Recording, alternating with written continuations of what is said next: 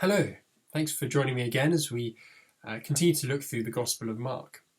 Today we're going to be thinking about our motivations for what we do. As we've seen over the last few days, Mark has been painting a picture for us about who Jesus is, drawing out different episodes from his ministry, different snapshots.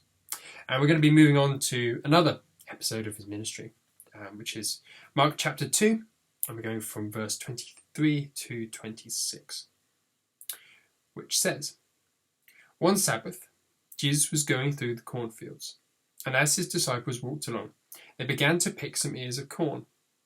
The Pharisees said to him, 'Look, why are they doing what is unlawful on the Sabbath?' He answered, 'Have you never read what David did when he and his companions were hungry and in need?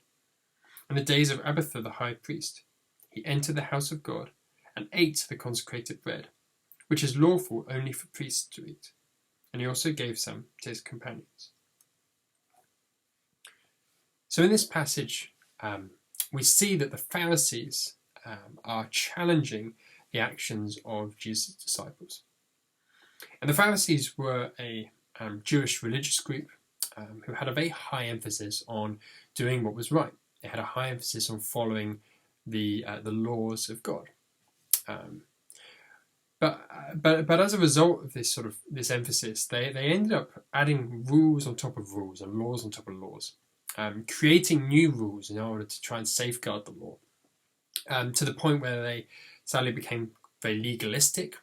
And as we see in the Gospels, often when Jesus encountered them, they were often quite arrogant about their position, about their own righteousness, and then also often hypocritical as well, that they had an outward appearance of doing good, but actually their motivations, their heart, was actually sadly often lacking.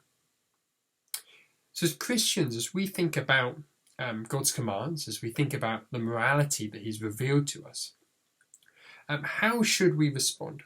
How should we live in the light of that?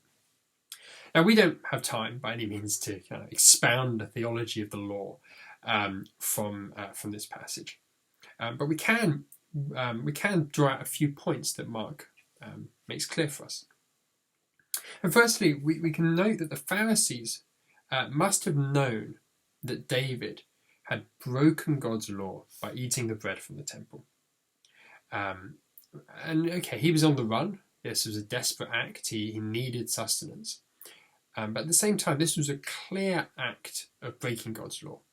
And in fact, it was much more serious. It was a much more serious act and a much more clearly wrong act that David did than this act that the disciples were doing, which was much smaller and in fact wasn't actually breaking any of the law at all, apart from that which the Pharisees had added to. So the Pharisees were actually being hypocritical. At one side, revering David as this great spiritual leader, while at the other side, condemning these disciples for a very small act that in fact wasn't wrong at all. But Jesus, in contrast, is shown not to be legalistic. And this is really the crux of what I want us to focus on today, is that he's not legalistic. He cares more about why people do things, why what their motivations are, much more than simply ticking boxes. He cares about our hearts, the state of our hearts, much more than following some sort of arbitrary system of rules. And so as we continue in lockdown, as society slowly returns to normal, whatever that may look like, my plea today is that we study ourselves again, that we make sure that our hearts, our motivation is pure in whatever we do, that we're not doing things out of some sort of legalism, but instead that we're doing things out of love.